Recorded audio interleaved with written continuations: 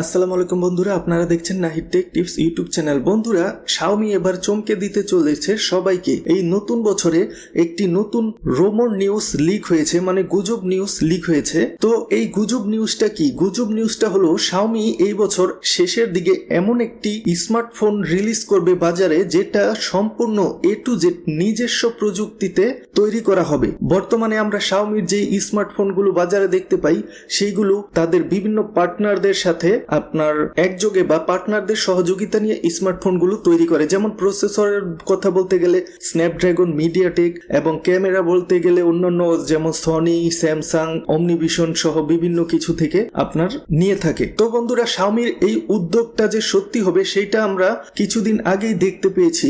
Xiaomi 15S Pro এই স্মার্টফোনে নিজস্ব চিপ ব্যবহার করেছিল শাওমি Xring 1। এই প্রসেসরটা যথেষ্ট পাওয়ারফুল একটি প্রসেসর, এবং Xring 2 এর জন্য ট্রেডমার্ক কিন্তু শাওমি পরবর্তীতে অনেক আগেই করে রেখেছে। তো এই পরবর্তী যেই মিস্টিরিয়াস স্মার্টফোনটা আনবে, এক মিস্টিরিয়াস মানে নামটা এখনো লিক হয়নি, কিন্তু এই স্মার্টফোন নিয়ে তারা কাজ করছে।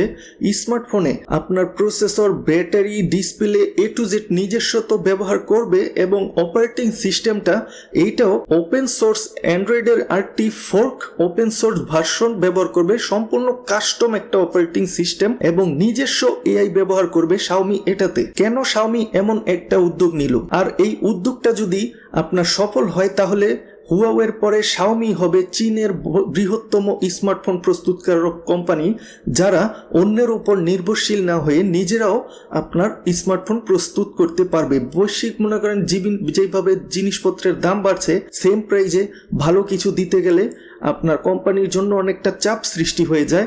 এবং আরেকটা থাকে ভয় শাওমির মনে, যেমনভাবে হুয়াওয়েকে ব্যান করে দিয়েছিল, সেই রকম ব্যান যদি করে দেয়, সে যেন শাওমি আর কি স্মার্টফোন মার্কেট থেকে হারিয়ে না যায়, নিজে যেন টিকে থাকতে পারে। সেই জন্য পূর্ব প্রস্তুতি হিসেবে শাওমি সম্পূর্ণ নিজস্ব প্রযুক্তিতে স্মার্টফোন আনতে চলেছে। বন্ধুরা, যদিও Xring 2 এই প্রসেসরটি TSMC 2 ন্যানোমিটার ট্রানজিস্টর বা প্রসেসর ওয়ারফার ব্যবহার করার কথা ছিল, কিন্তু আপনার এই 2 ন্যানোমিটারের অধিক চাহিদা এবং উচ্চ মূল্যের কারণে, এবং বর্তমানে বিভিন্ন র্যাম সহ যেই DRAM চিপ এইগুলোর দাম বেড়ে যাওয়ার কারণে শাওমি 2 ন্যানোমিটারের প্রসেস ওয়ারফার ব্যবহার করবে না TSMCর। তার পরবর্তীতে আরেকটু উন্নত প্রযুক্তির, বর্তমানে যেই 3 ন্যানোমিটার আছে এইটার চেয়ে আরেকটু উন্নত বা পলিশ করা বলতে পারেন, আর একটু উন্নত প্রযুক্তির 3 ন্যানোমিটার ট্রানজিস্টর নোড ব্যবহার করে তাদের Xring 2 প্রসেসরটা আনবে।